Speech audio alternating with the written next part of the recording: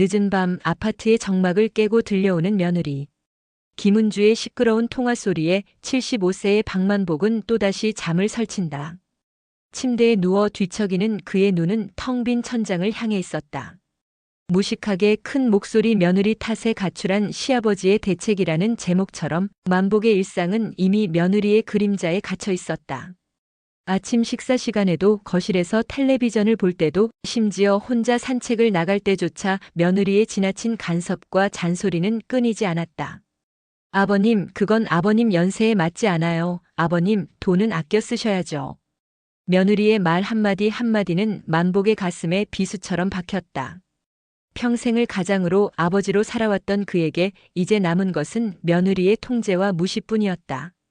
그는 이제 누구도 아닌 오직 며느리에게 종속된 존재가 된 듯했다. 이 이야기는 며느리의 도를 넘는 행동에 고통받는 시아버지의 모습을 통해 시니어들이 겪는 가족, 내 소외감 문제를 직시하게 만든다. 만복은 이 답답한 일상을 통해 자신의 노후는 스스로 지켜야 한다는 교훈을 얻게 되고 결국 이 이야기는 만복이 자신의 삶을 되찾고 마음의 평안을 찾는 과정을 해결책으로 제시한다. 그날 아침 며느리 은주가 만복의 통장들을 거실 탁자 위에 던지듯 올려놓았다.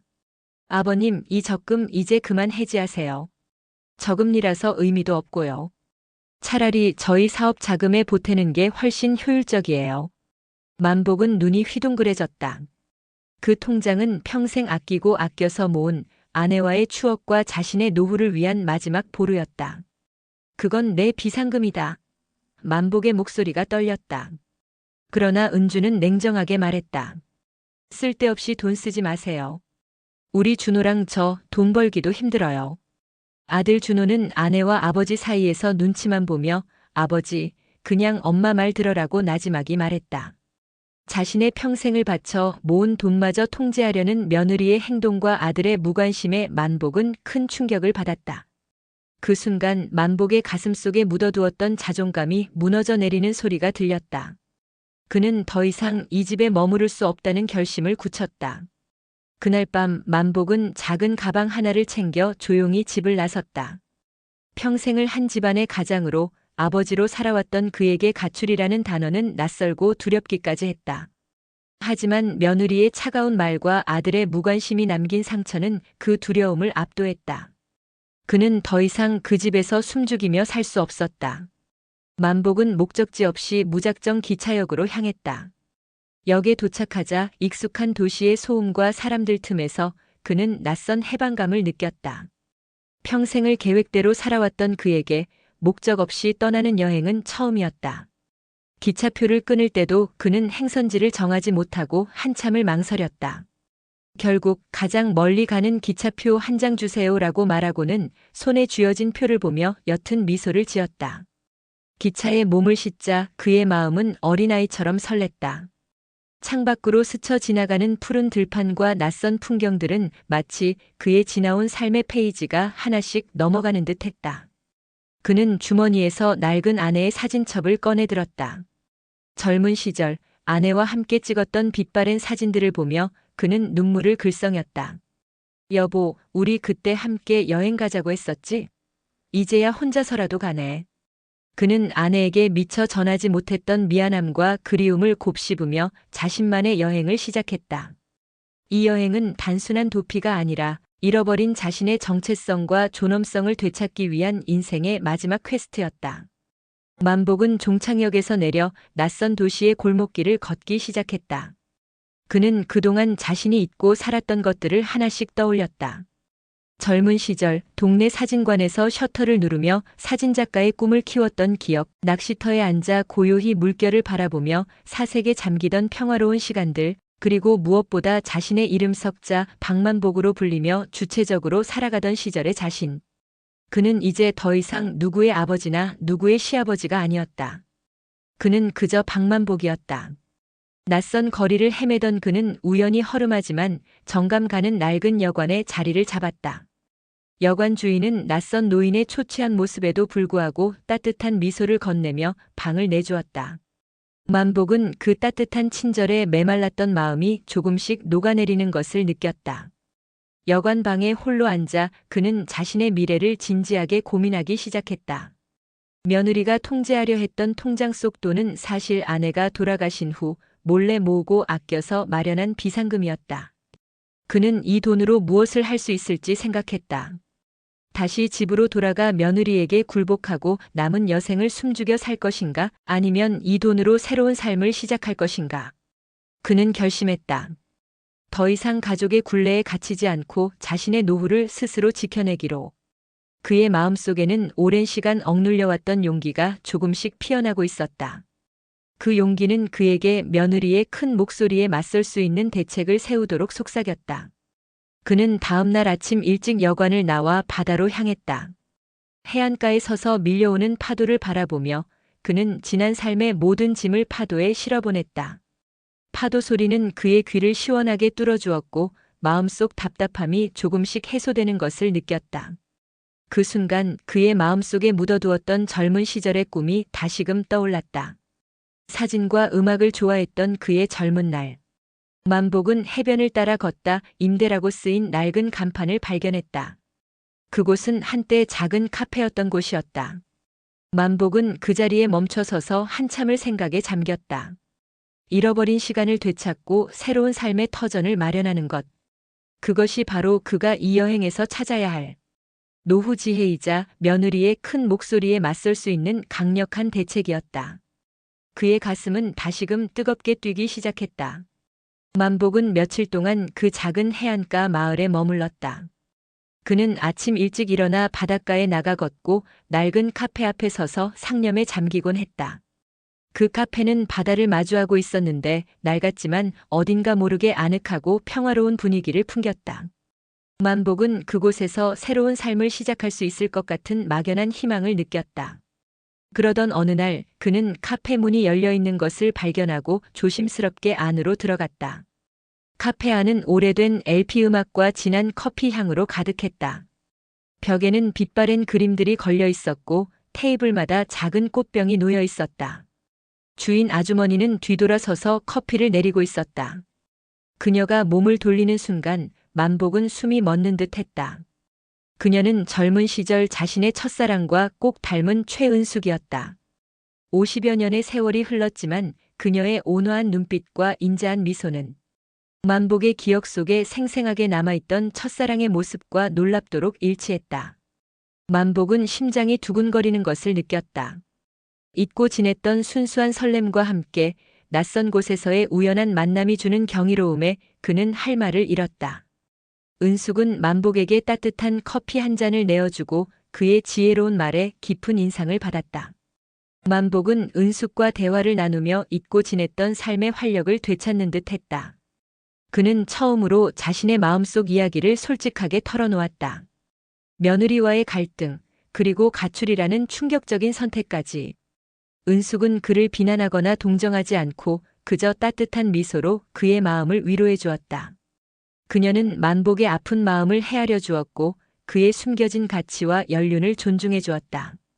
만복은 은숙을 통해 자신이 그토록 갈망했던 존중과 인정을 느끼게 되었다. 그녀의 존재는 만복에게 예상치 못한 희망이자 위로가 되었다. 황혼 연애라는 새로운 가능성이 그의 앞에 펼쳐지는 순간이었다. 한편 아들 준호와 며느리 은주는 아버지의 가출 사실을 뒤늦게 알고 전국의 CCTV와 사립탐정까지 동원하며 그를 찾아 헤매기 시작했다. 그들은 만복이 단순히 집을 나간 것이 아니라 자신의 삶을 통째로 부정했다는 사실에 충격을 받았다. 특히 은주는 만복의 가출이 자신의 무식하게 큰 목소리와 지나친 간섭 때문이라는 것을 조금씩 깨닫기 시작했다. 그녀는 불안감과 죄책감에 시달렸다. 아버님이 혹시 무슨 일이라도 생기시면 어떡해? 은주는 만복을 찾기 위해 필사적으로 노력했고 그 과정에서 만복이 왜 그토록 고통스러워했는지 어렴풋이 짐작하게 되었다. 만복의 갑작스러운 가출은 그들 가족에게 예상치 못한 파문을 일으켰고 가족 구성원 각자에게 자신의 역할과 관계에 대해 깊이 성찰하는 계기가 되었다. 이 놀라움은 만복에게 새로운 삶의 기회를 그리고 가족에게는 관계 회복의 전환점을 제공했다. 만복은 은숙과 함께 해변을 거닐며 행복한 시간을 보냈다. 그들의 손에는 서로에게서 발견한 새로운 삶의 희망이 들려 있었다. 그때 멀리서 은주의 목소리가 들려왔다. 아버지, 여기서 뭐 하시는 거예요? 빨리 집으로 돌아가세요. 저런 여자한테 속지 마시고. 은주는 흥분하며 소리쳤다. 준호는 아내와 아버지 사이에서 어쩔 줄 몰라 하며 망설였다. 만복은 오랜만에 느꼈던 행복을 깨려는 며느리의 행동에 분노가 치밀어 올랐다. 그는 더 이상 물러서지 않았다. 그는 이제 자신의 행복을 위해 은숙과 새로운 삶을 시작할지 아니면 이 모든 것을 버리고 가족에게 돌아가 예전에 억압된 삶을 살지를 중대한 결정의 기로에 섰다. 만복은 며느리를 향해 차갑게 말했다. 내가 여기는 어떻게 알고 왔느냐? 은주는 탐정까지 고용해서 찾았어요. 아버지, 제발 정신 차리세요. 저 여자 아버님 돈 보고 접근한 거잖아요. 만복은 그녀의 말에 깊은 실망감을 느꼈다. 며느리는 여전히 자신의 방식대로 그를 통제하려 하고 있었다. 만복은 은숙의 손을 굳게 잡았다. 그의 선택은 이미 마음속으로 결정된 듯 했다. 그의 가출은 단순한 도피가 아니라 자신에게 주어진 마지막 기회였다. 그는 더 이상 며느리의 꼭두각시로 살고 싶지 않았다. 만복은 은주에게 자신의 결정을 알리기로 결심했다. 그의 입에서 나오는 말들은 그동안 억눌러왔던 모든 감정을 담고 있었다. 카페 안에서 마주 앉은 만복과 은주. 만복은 더 이상 물러서지 않았다. 나는 더 이상 내가 마음대로 할 수 있는 사람이 아니다. 너는 내 노후를 통제하려 했고 나를 무시했다. 하지만 나는 오늘부터 내 삶의 주인이다. 만복의 목소리는 떨렸지만 그 속에는 단단한 결심이 담겨 있었다. 그는 자리에서 일어나 통장과 서류들을 은주에게 내밀었다. 이 돈과 아내의 유산으로 이 카페를 사서 은숙이와 함께 새로운 삶을 시작할 거다. 나는 이제 너의 아버지가 아니라 내 삶의 주인이다. 만복의 이 선언은 가족 관계의 권력 구조를 완전히 뒤바꾸는 결정적인 순간이었다. 은주는 시아버지의 예상치 못한 당당한 모습에 충격을 받고 할 말을 잃었다. 그녀는 그제야 만복이 얼마나 힘들었을지 어렴풋이 짐작하게 되었다. 만복은 이어 말했다. 내가 돈을 맘대로 쓰지 못하게 하려 했지. 하지만 이 돈은 내 삶의 전부였어. 이제 내가 이 돈으로 내 삶을 지켜낼 거다. 내게 기대지 않고 내 힘으로 당당하게 살 거다. 은주는 만복의 말에 눈물을 쏟았다. 그녀는 그동안 자신이 얼마나 이기적이었는지를 깨달았다. 만복은 며느리의 눈물에도 흔들리지 않았다. 그는 오랫동안 기다려온 이 순간을 놓치고 싶지 않았다. 그는 은숙의 손을 잡고 자리에서 일어났다. 난 이제 갈란다. 너도 돌아가서 내 삶을 살아라. 만복의 말은 차갑지만 그 안에는 가족에 대한 마지막 배려가 담겨 있었다. 만복의 진심을 듣게 된 은주는 그동안의 자신의 행동을 깊이 반성하며 하염없이 눈물을 흘렸다.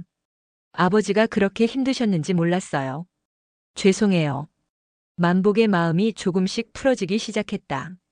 그때 은숙이 만복에게 돌아가신 아버지의 유품을 건넸다. 그 안에는 만복의 이름이 적힌 편지가 들어 있었다. 만복아, 내가 외롭고 힘들 때 이 편지를 읽어라.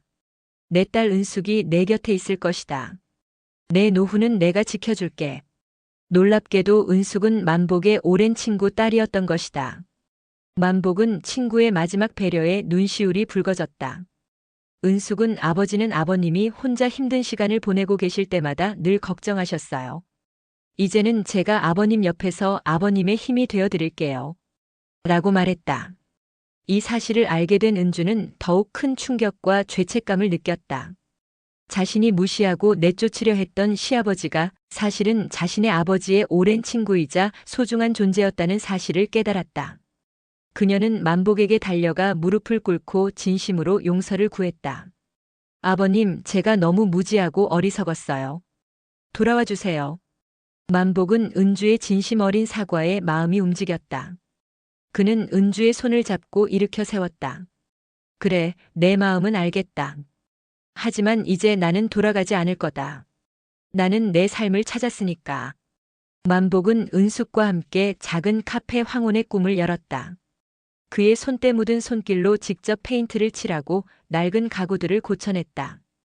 카페 한쪽 벽면에는 만복이 젊은 시절부터 찍어온 흑백 사진들이 갤러리처럼 걸려 있었다. 아내와 함께 웃고 있는 사진, 낚시터에서 홀로 고요히 앉아 있는 사진, 그리고 며느리 은주의 어린 시절 사진까지. 그 사진들은 만복의 삶의 역사를 고스란히 담고 있었다.